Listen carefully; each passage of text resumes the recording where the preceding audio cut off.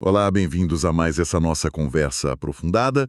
Hoje o tema, olha, mexeu com muita gente que acompanha games e tecnologia. Com certeza. O PlayStation 5. Ele ficou mais caro lá nos Estados Unidos. Esse reajuste começou a valer agora, dia 21 de agosto, e claro, né, já deu o que falar. Sempre dá, né? Qualquer aumento em hardware de console gera muita discussão. Exato. É um movimento importante na indústria, sem dúvida. E a gente vai tentar desempacotar isso aqui hoje, entender os porquês. Isso, porque assim, aumentos não são inéditos, né? Mas o contexto é sempre chave. Por que agora? Que fatores estão influenciando?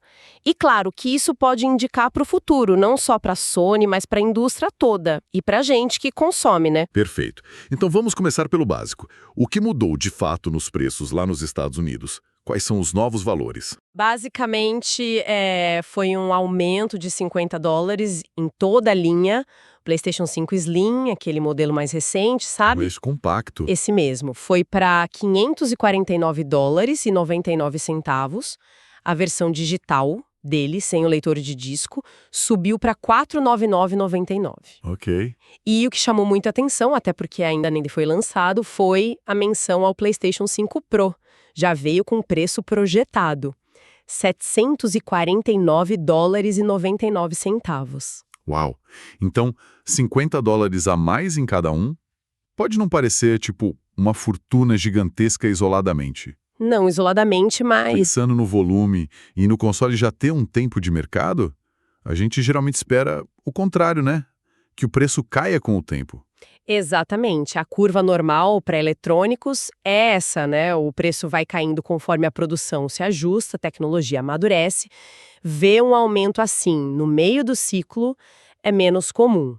Sugere que tem alguma pressão forte ou nos custos ou na estratégia mesmo. E aí que a gente chega na pergunta de 1 milhão. Ou melhor, de $50 a mais. Quais foram as razões que a Sony deu para justificar isso agora? Olha, a comunicação oficial deles, lá no PlayStation Blog, foi um pouco genérica, digamos. Falaram em continuar navegando em ambiente econômico desafiador. Ah, o famoso ambiente desafiador. A gente tem ouvido bastante isso. Pois é, isso pode ser muita coisa, né? Inflação, custo de componente, logística, talvez ecos da pandemia ainda. Entendi. Mas teve algo mais específico para o mercado americano que pode ter pesado mais? Porque, por enquanto, o aumento foi só lá, né? Teve sim. E aí a coisa fica bem interessante, porque entra política na jogada. Várias fontes que cobriram a notícia apontaram para as tarifas do governo americano sobre produtos que vêm da China. Ah, as tarifas. Exato. A gente sabe que a maior parte dos PS5 é montada lá na China, né? E essas tarifas, que vieram lá da administração Trump e continuam valendo em boa parte, Sei. elas podem impactar bastante. Teve notícia falando até em 30% sobre alguns componentes ou sobre o produto final importado para lá. Caramba, 30% é muita coisa. Mesmo que não seja sobre o custo total, é um peso extra considerável. Ou a empresa absorve ou repassa. Parece que nos Estados Unidos a opção foi repassar. Parece que sim. É difícil a gente saber exatamente o quanto isso pesa na conta final da Sony, porque a estrutura de custos é super complexa, né? Mas faz sentido que seja um fator importante, especificamente para o mercado americano. Talvez eles sentiram que não dava mais para segurar essa barra lá sem afetar a rentabilidade geral. É curioso como decisão política vira preço na prateleira do videogame, né? Totalmente. E talvez isso ajude a explicar por que por agora o aumento ficou restrito aos Estados Unidos. Mas antes da gente ir para fora, a Sony tá sozinha nessa. Outras empresas também sentiram esse aperto e subiram o preço de console. Não, de forma alguma. E isso é importante para a gente ter a perspectiva correta. Tanto a Nintendo quanto a Microsoft também fizeram ajustes recentes nos preços dos seus consoles. Ah, é verdade. A Nintendo mexeu no preço do Switch em alguns mercados, citando câmbio, custos. A Microsoft também, no ano passado, aumentou o preço dos Xbox Series S e S em vários países. Então, isso reforça a ideia de que não é só uma coisa da Sony ou só das tarifas americanas. Tem uma pressão maior na indústria toda, né? Com certeza. São várias coisas juntas.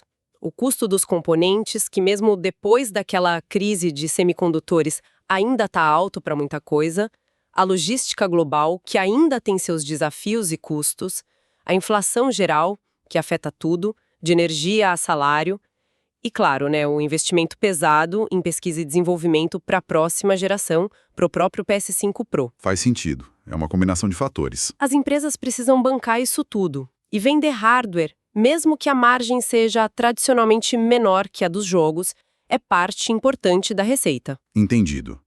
É uma pressão de custo geral, então. E aí, voltando para a geografia da coisa, o aumento foi lá nos Estados Unidos. E o resto do mundo? Brasil, por exemplo. A Sony falou alguma coisa? Falou sim. Junto com o anúncio do aumento nos Estados Unidos, eles fizeram questão de dizer duas coisas. Primeiro, que os preços dos acessórios, do PS5, controle, headset, essas coisas não mudaram, nem lá nos Estados Unidos. Ok, isso é bom saber. E segundo, e mais importante pra gente aqui, disseram explicitamente que, no momento, não existem planos de anunciar aumento de preço para o console PS5 em outros mercados, e isso inclui o Brasil. Opa! Então, por enquanto, um alívio para quem está pensando em comprar um PS5 por aqui. Mas esse, no momento, sempre deixa aquela pulguinha atrás da orelha, né? Sempre deixa, né? É a forma padrão de não se comprometer para sempre. A situação pode mudar.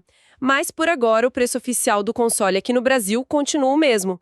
Pode ser estratégia, né? Pensando no nosso poder de compra, na concorrência, no estágio de adoção do console aqui. Pode ser, só que a gente sabe que o console é só uma parte do gasto para quem joga, né?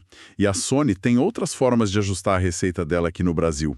O que me leva a pensar, como é que estão os preços por aqui, de forma geral, mesmo sem mexer no console agora? Ah, então, aí é que a história fica um pouco mais amarga para o bolso do jogador brasileiro.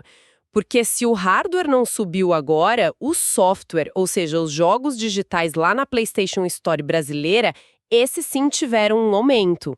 E foi um aumento bem significativo, recente até. Aconteceu em junho. Verdade. Eu lembro disso. Deu muito o que falar esse aumento nos jogos. Reclamação forte nas redes sociais, fóruns. Os preços dos lançamentos, pré-vendas, pularam para outro nível.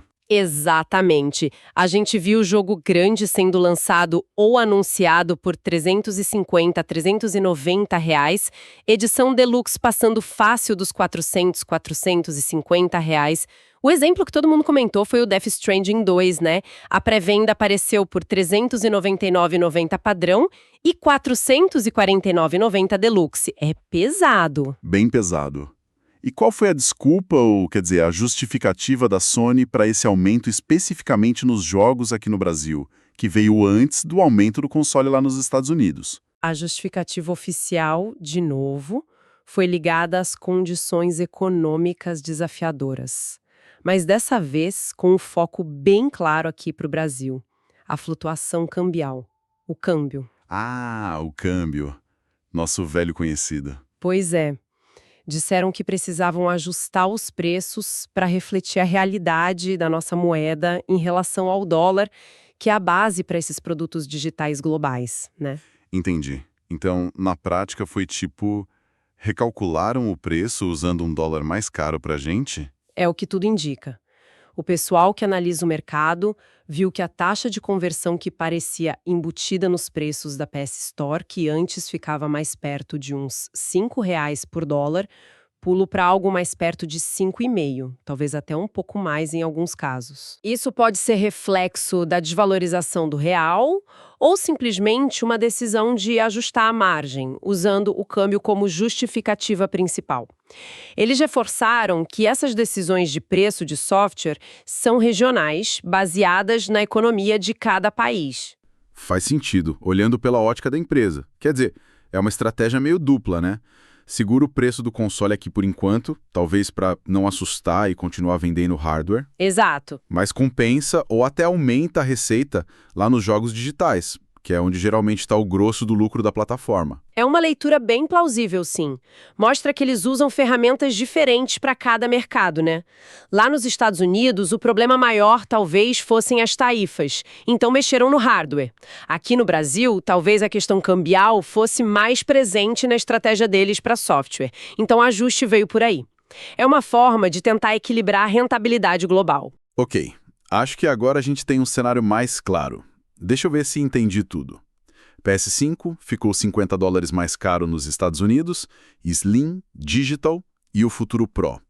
Culpa, economia global e tarifas de importação chinesas específicas para os Estados Unidos. Isso. Não é só a Sony. Nintendo e Microsoft também fizeram aumentos recentes de hardware. Exato. Aqui no Brasil, por hora, o console escapou do aumento. Mas os jogos digitais na PS Store já subiram de preço há uns meses, por causa do câmbio. Fechou. Fechou, prefeito. É esse o resumo da ópera. Um cenário complexo, com fatores globais e locais se misturando, e no fim a empresa tenta achar o ponto de equilíbrio entre vender mais consoles e ganhar dinheiro com cada usuário, né? A justificativa pública sempre vai ser sobre manter o negócio viável, com os custos subindo. Uma dinâmica realmente complexa, e que no fim das contas quem sente é a gente no bolso na hora de jogar. Mas bom, essa análise ajuda a entender um pouco melhor o que está por trás desses anúncios, né? Ajuda sim. E pensando um pouco mais para frente, essa situação toda levanta uma questão interessante para a gente refletir. Manda aí, qual seria? Bom, se a gente pensar que as pressões que levaram ao aumento lá nos Estados Unidos, custo de componente, logística, inflação, são em grande parte globais e devem continuar por um tempo. E se a gente viu que a Sony já usou a desculpa das condições locais e do câmbio para subir o preço dos jogos aqui no Brasil, será que manter o preço do console PS5 congelado aqui e em outros mercados é algo que se sustenta no longo prazo? Boa pergunta. Ou será que se não há planos no momento é só um jeito de adiar o inevitável e a gente vai acabar vendo o hardware subir aqui também? Ou será que eles vão achar outras formas de compensar? Focar ainda mais em assinatura, em microtransação, vender mais edição de luxo de jogo, sem precisar mexer tanto no preço inicial do console fora de mercados com fatores muito específicos, tipo as tarifas americanas. Como será que essa balança vai se ajustar daqui para frente? Excelente ponto. Fica aí a reflexão. Como as empresas vão navegar essa equação delicada entre custo de hardware, preço de software, receita de serviço e, claro, a paciência e o bolso do consumidor? Uma história para a gente continuar acompanhando. Com isso, a gente fecha a nossa análise de hoje sobre esse reajuste do PlayStation 5. Valeu por acompanhar essa exploração com a gente.